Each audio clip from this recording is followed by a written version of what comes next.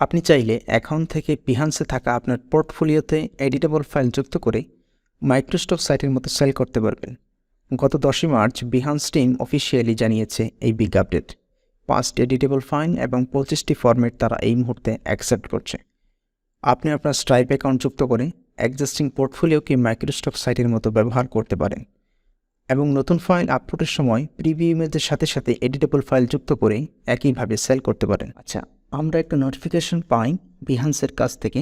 আমাদের যে পোর্টফোলিও আছে সেখানে একটি নোটিফিকেশন দেখি আমি যে ওখানে পোর্টফোলিওকে সরাসরি অ্যাসেট হিসাবে সেল করা যাবে। ওদের যে ব্লগ পোস্ট সেখানে ওটা লিঙ্ক আপ করা আছে, আপনারা চাইলে পড়ে নিতে পারেন অথবা আপনাদের নোটিফিকেশনটা চেক করলে আপনারা দেখতে পাবেন সেখানে লেখা আছে। আচ্ছা, ওখানে ঢোকার পরে আমরা ওই ব্লগ পোস্টেই মোটামুটি একটা আইডিয়া দেওয়ার চেষ্টা করা হয়েছে যে আপনি কীভাবে সেল করতে পারবেন। এটা মূলত পাবলিশড হয়েছে 10ই মার্চ 2023। ওদের 40 মিলিয়নের উপর মেম্বার আছে এবং আপনি ওটার সাথে এডিটেবল ফাইল যুক্ত করে ডিরেক্টলি সেল করতে পারবেন মাইক্রোস্টক সাইটের মতো।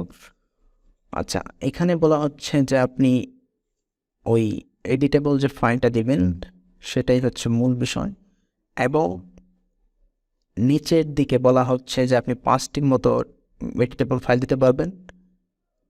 এর এখানে ফরম্যাট 25টির মতো ফরম্যাট আপনি দিতে পারবেন। এখানে ডেমো দেখানোর চেষ্টা করা হয়েছে আপনি কীভাবে আসলে ওই মেইন ফাইলগুলো দেবেন। এখানে বলা হচ্ছে যে আপনি কী ওয়েতে আপনি আসলে ওই ফাইলগুলোকে সেল করতে পারবেন, ফ্রি, পারচেস, সাবস্ক্রাইবার, এই ধরনের ফরম্যাটে। এই নিচের দিকে আপনাকে দেখানো হয়েছে যে আসলে কীভাবে স্ট্রাইপ লিঙ্ক আপ করবেন।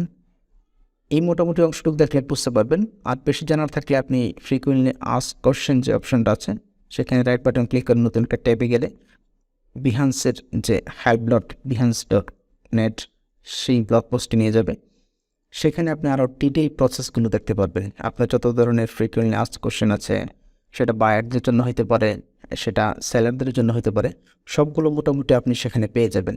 আপনার ডিটেল জানার থাকলে সেখান থেকে আপনি ভালো করেই জেনে নিতে পারবেন, সেটা আসলে সমস্যা হবে না।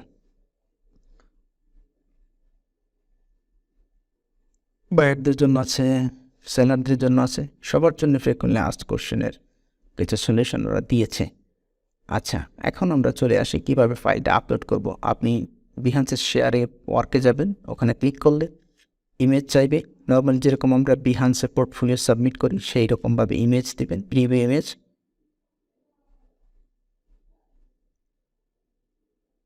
প্রিভিউ ইমেজ আপনি সিলেক্ট করার পরে মেইন ফাইল আপলোড করার সেকশন আসবে।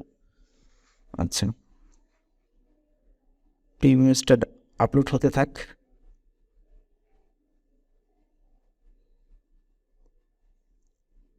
প্রিভিউ ইমেজ আপলোড হওয়ার পর হাতের ডাউন দিকে আপনি অ্যাটাচ ফাইল বা অ্যাটাচ অ্যাসেট অপশনটা পাবেন।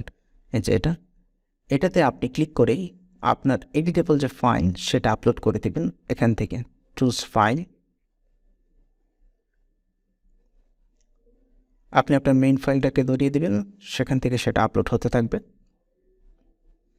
নর্মালি যেরকম আমরা পোর্টফোলিও বলেন বা মাইক্রোস্টক সাইটে ফাইল আপলোড একটা নির্দিষ্ট ক্যাটাগরির নাম আমরা দিই।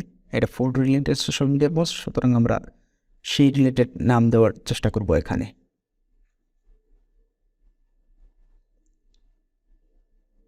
এটা কাদের জন্য অ্যাক্সেসেবল সেটা আপনি এখান থেকে দিয়ে দেবেন এভরিওয়ান। এখান থেকে আপনার স্ট্রাইপ অ্যাকাউন্টটা লিঙ্ক আপ করার অপশন পাবেন।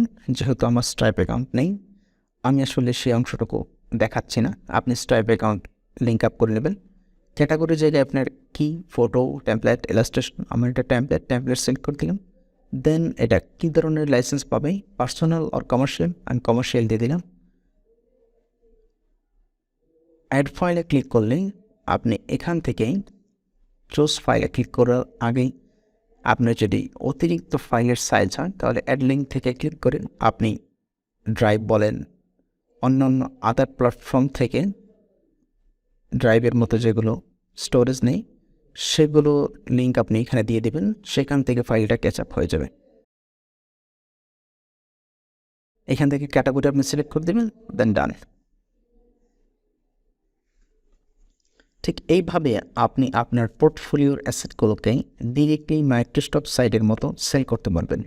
সুতরাং আপনারা যারা মাইক্রোস্টকে কাজ করেন বা করছেন তাদের জন্য তো এটা খুব সহজ বোঝা।